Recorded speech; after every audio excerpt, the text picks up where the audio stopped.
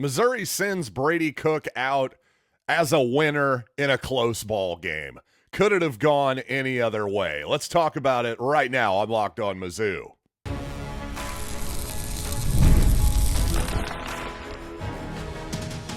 You are Locked On Mizzou, your daily podcast on the Missouri Tigers. Part of the Locked On Podcast Network, your team every day.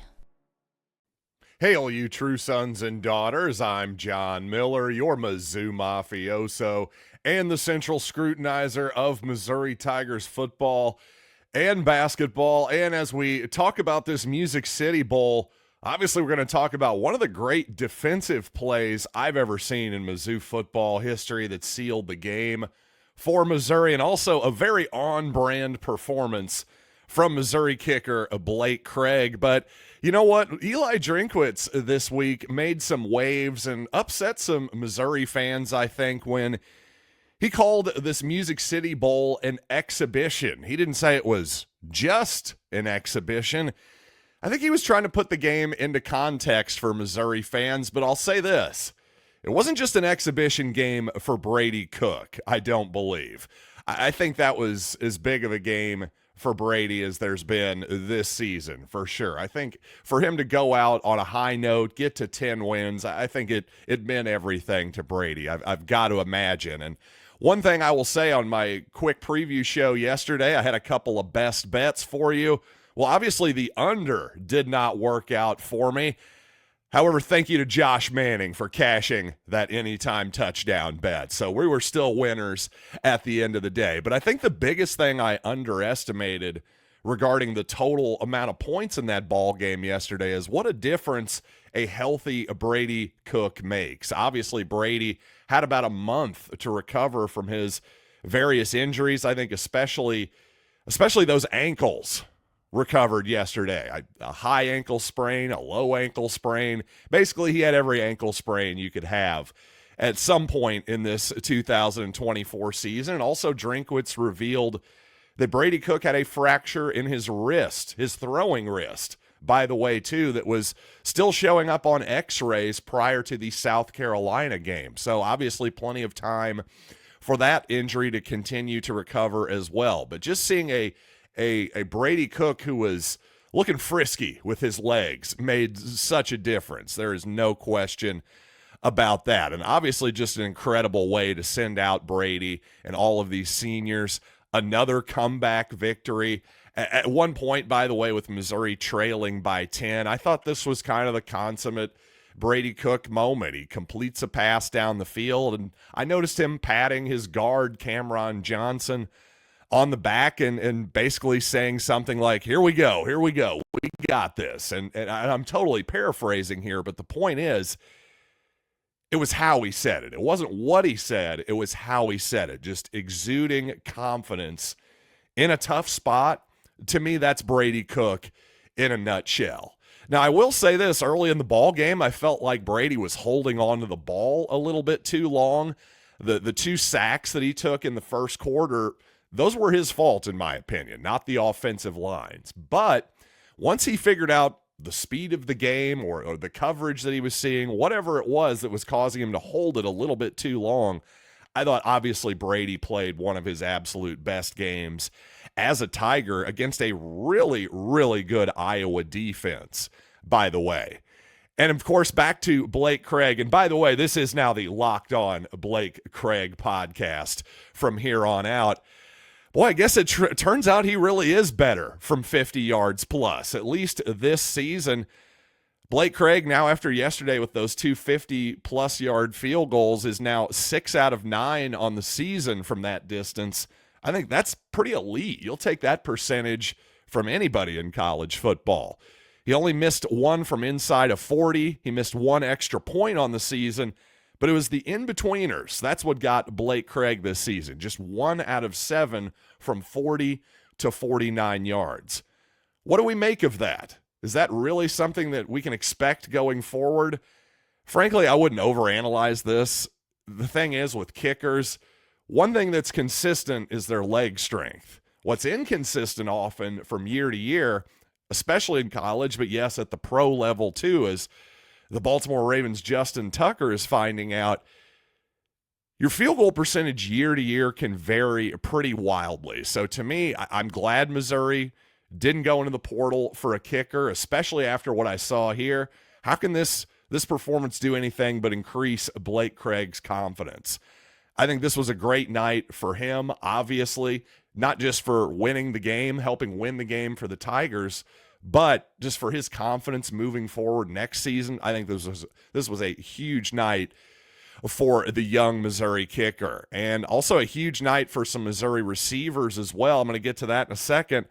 I do want to talk about, man, that defensive play at the end of the game. Corey Flagg, my goodness, the timing of that to jump over the defender, over the offensive line, just as the ball was snapped, grabbing on to Brendan Sullivan, the rather elusive quarterback for Iowa, by the way, caused him to completely have to run outside, change what he was doing, and a great tackle, by the way, by Daylan Carnell to fill that gap and take him down behind the line of scrimmage.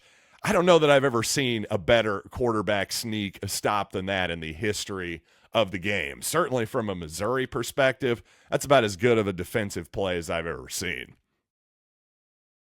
I think one thing we learned yesterday without Luther Burden in the ball game is that hopefully the Missouri receiving core should be just fine next season. I think in particular, Marquis Johnson, you can't just call him Speedy, in my opinion. This is that's his nickname, but believe me, he's a really good receiver, too. That's a drum I've been banging since last season. He's not just a run in a straight line guy. He's a guy who can high point the football, run routes, do everything you want him to do. I was thinking the big breakout was going to come this season for Marquis Johnson.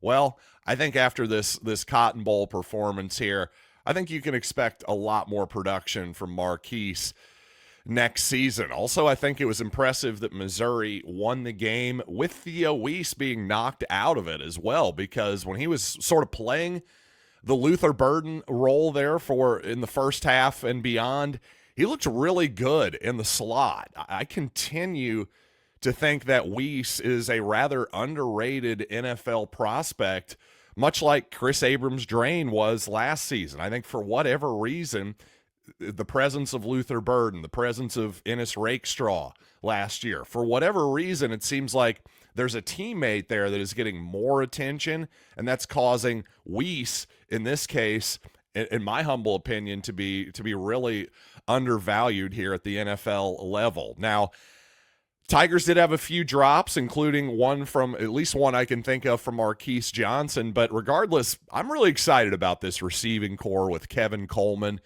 being added into the mix from Mississippi State last season. Daniel Blood had some moments in the ball game as well. And by the way, Missouri didn't do a whole lot of establishing the flat, as I like to call it, where Missouri does a lot of sideways passing early in the ball game.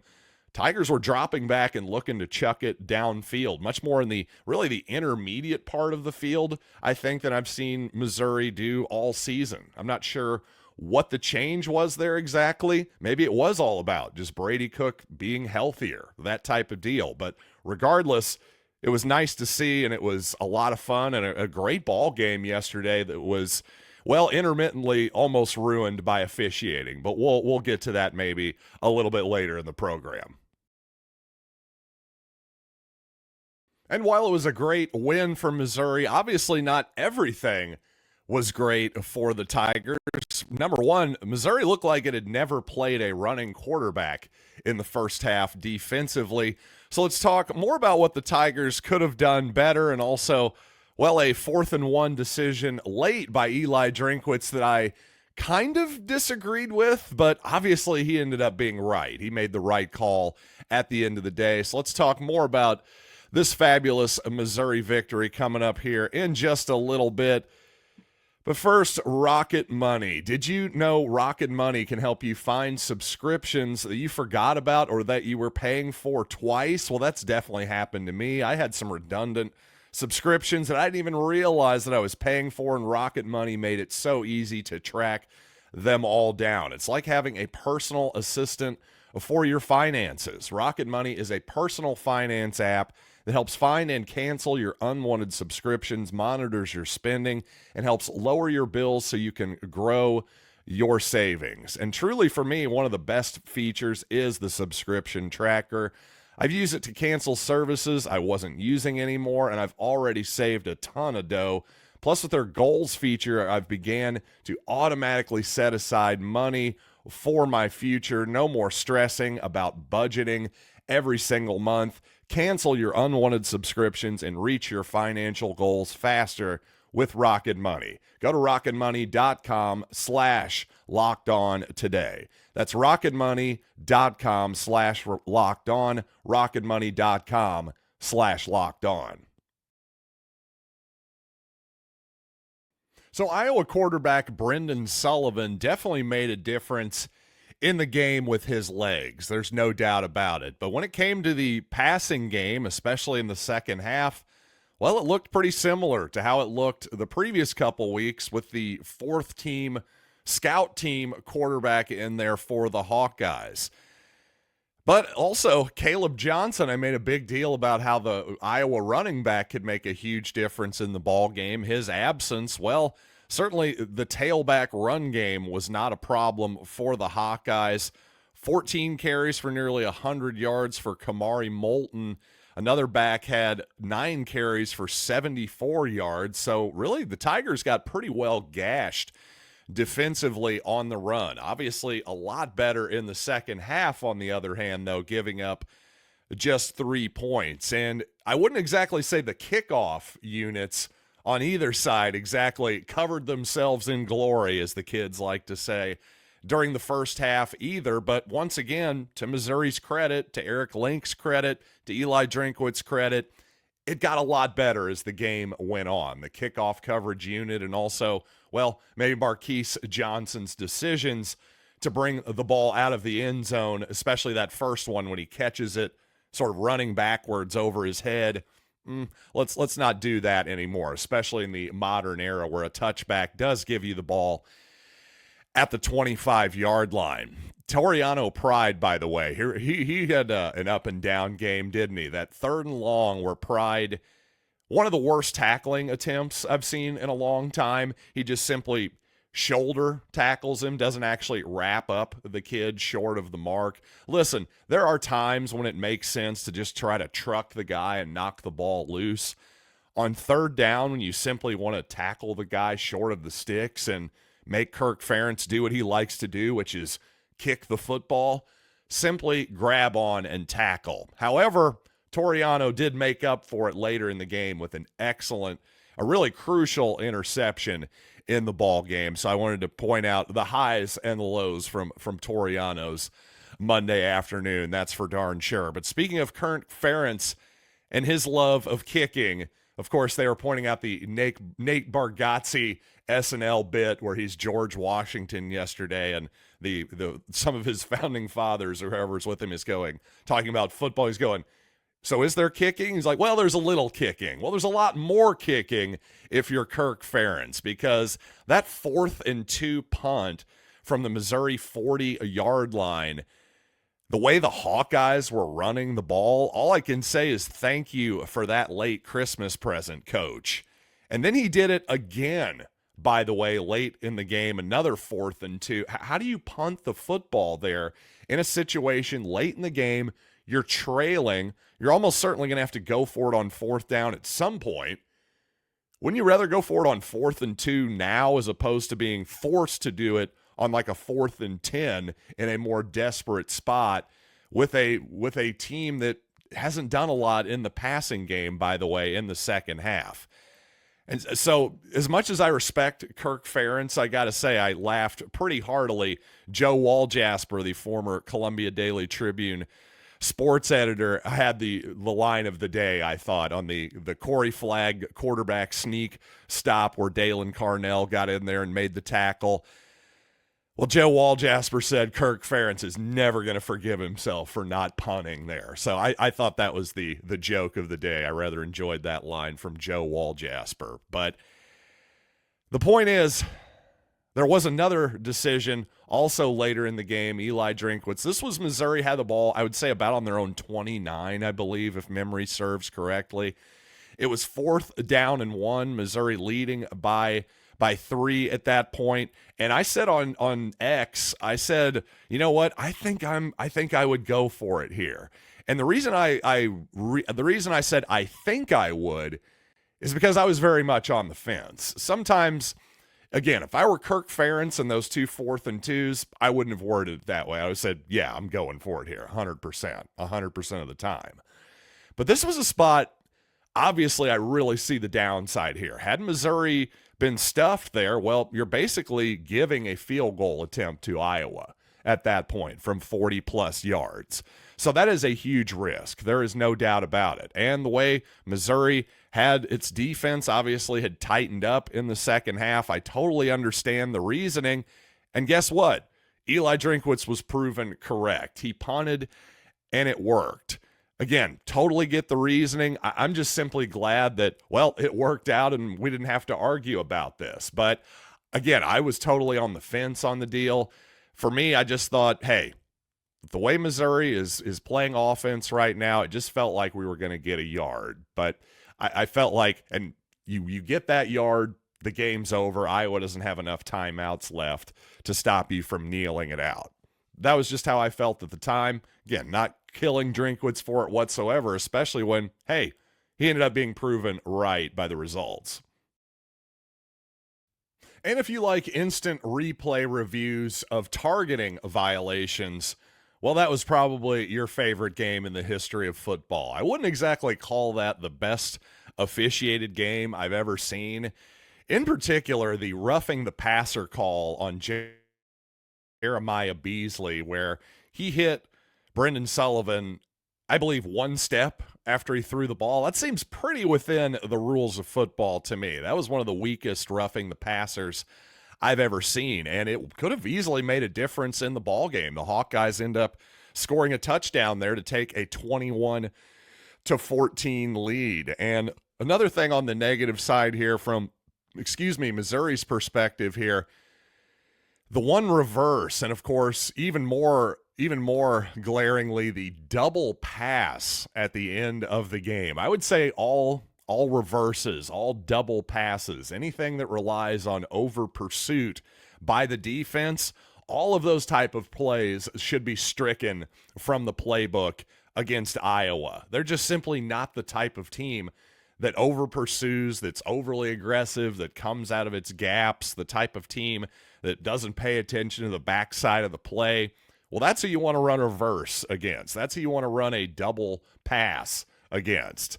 Yeah, again, against a team like Iowa, put those plays to bed. You want to run those type of plays against a Blake Baker type of defense that is blitzing with reckless abandon. That does not describe the Iowa Hawkeyes. But speaking of somebody who looked like he could play for Iowa, come on, you know what I'm talking about. Logan Muckey with his first catch of the season for Missouri, by the way, on a big drive with Speedy Johnson cramping up. James Madison was in there too for a moment or for at least a couple snaps on a crucial late drive. So again, it was nice to see some different Missouri players get in there and give you some real hope for next season, without a doubt.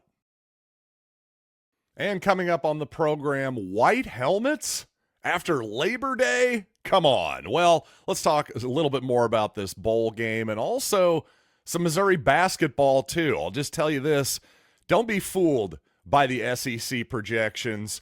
I got more for you coming up right after these quick words.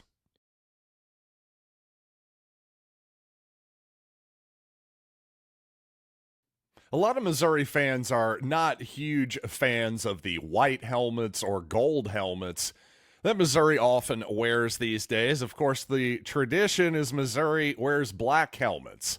That's sort of the Missouri look. So I understand, especially during a bowl game where Missouri is the only football happening at the moment. So millions of people certainly were tuning in at the very least to the end of that Missouri-Iowa game.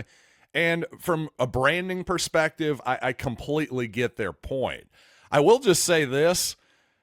Number one, I think it's not really an aesthetic thing for me. It's not that the white looks bad or anything like that, but I do understand people's points. I think, especially when it comes to branding, you want to be recognizable. And a lot of times, heck, I heard my own father a couple times when Iowa would get a gain for 10 yards on the ground, there'd be a split second where he'd go, "All right, Tigers," and he's going, "Oh, wait, that was Iowa, my fault." So I completely understand that. But to that point, I think one reason Missouri probably wore white helmets in this game is probably for the benefit of their own players.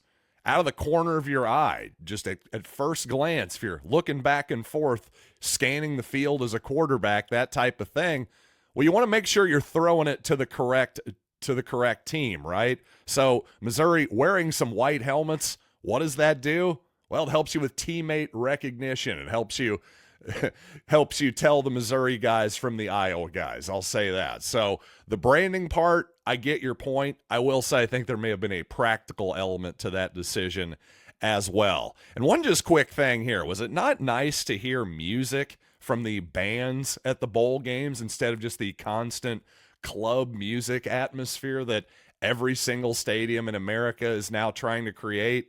I don't know. I was kind of enjoying a little respite from all of that. It certainly didn't ruin the atmosphere for me. I don't know about you. Obviously, the Tigers pulled off a victory on the basketball court last night. At times, kind of a typical post-Christmas sleepy basketball game. I thought Anthony Robinson sat out the game with an illness. But really, probably the best news, of course, is that Caleb Grill is back. He was back in the game last night. Didn't start, didn't play a ton of minutes, but played enough to make a three-pointer, get a few others up, that type of deal. Really, it was just good to see Caleb out there, happy, healthy, diving for loose balls, looking exactly like Caleb Grill is supposed to look. And that's a huge, huge deal for this Missouri basketball team. Well, not only do they every team more or less could use as much shooting as they could possibly get. I think Missouri in particular could use one more good shooter like Grill. And of course, Grill is far from just a shooter. He's a really good all-around player and the best rebounder Missouri has on the perimeter as well. I think Tony Perkins is really starting to settle in and look like a really, really good player that Missouri was expecting him to be. I think he got off to a slow start with bit of an injury to start the season for whatever reason. And then when you get back in off an injury, it can just, basketball is very much a rhythm and feel type of game. I think you saw John Tonje last year, who's now playing really well with Wisconsin, a similar deal with him. Obviously, he was never able to get back into rhythm. So this is great news for Missouri that Tony Perkins is looking like himself more or less, and we're starting to learn that himself is a darn good SEC point guard. I had somebody at the game ask me what Missouri's upside is for this season. I thought that was a great question, and ultimately I kind of came down to maybe the very best version of this team, maybe they can make the Sweet 16, something like that. Maybe you think that's too high, maybe you think that's too low. But regardless, I would just say don't be fooled by the SEC projections for basketball. I've seen a lot of projections that have Missouri finishing certainly in the bottom half of the league, if not the bottom 2 or 3 or 4, 13th, 14th, that type of thing. Well, that's not really an unreasonable projection because, in case you haven't noticed, the SEC from top to bottom this year in basketball is the best conference in college basketball right now. And some are saying it's one of the best conferences in college basketball history. Just simply the depth of it is almost unprecedented in so many ways. And the size of the conference with 16 teams, this is going to be a meat grinder for Missouri, this schedule. There's no doubt about it. But the reason I say don't be fooled by the projections is I think the difference between the team that is projected third or fourth versus the team that's projected to be, second to last is not nearly as big of a gap as you might imagine. So I think just about every game that Missouri plays in the SEC is going to be competitive, including a game against Auburn coming up on Saturday at Auburn. That's as tough of a start as Missouri could get.